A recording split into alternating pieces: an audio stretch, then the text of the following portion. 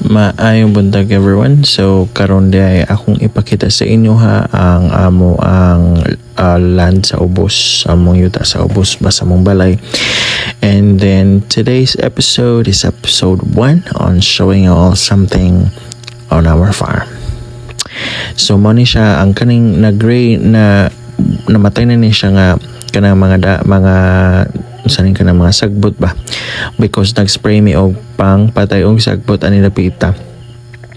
Kaning sa likod na ako is among plana na is to plant veggies nga like taong, ampalaya and all.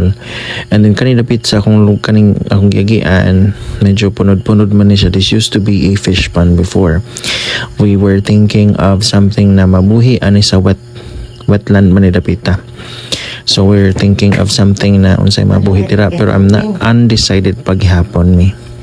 Pero maybe basig og naay funds manggaling, basig amo na pa ni siyang i-turn to fish pond. Pero depende kay mag-wait pa mi sa among kwarta. And then kani sa taas kamay, kaning diri sa right side nako, yung green dapit. Meanwhile, amo na siyang gitamnan og kanang kamuti para na pa may root crops pa. Kay at times man among mother is 73 years old na, so she needs omega 3 nga mga crops like karlan, kamuti. And then on this side pod nga on this side kanina sa akong giduol karon nang green, medyo basa-basa ni kami nga land, pero murag ma-tolerate siguro sa ubang mga plants. We're thinking of putting up probably maybe tangkong, or I was also thinking mulberry, pero nagtanom mo niri og mga saging, kabantay mo na sa edge na siya mga saging mo na siya. And then napo mi kanang kay kaning pangpang manidapita padong sa sapa. Nagtanom na mi diha og pulang hoy, og napo mi mga lychee, mga plants ba. Maybe in 5 years or 7 years from now, mamunga na sila. Dagko na nga kahoy, pero sa pagkakaroon wala. Bago pa man namalik diri sa lugar mo nang wala na siya na develop.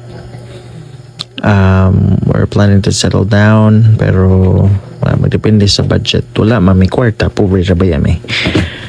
More to guys. Thank you guys for watching.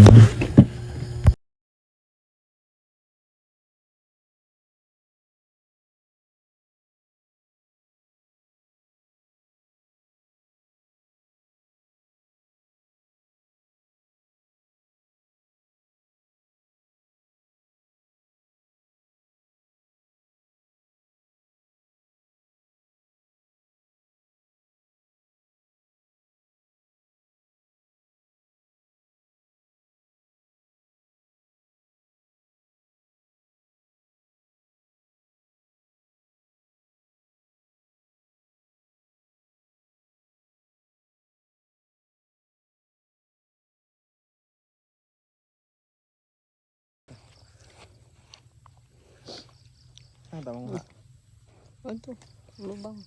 Beli na.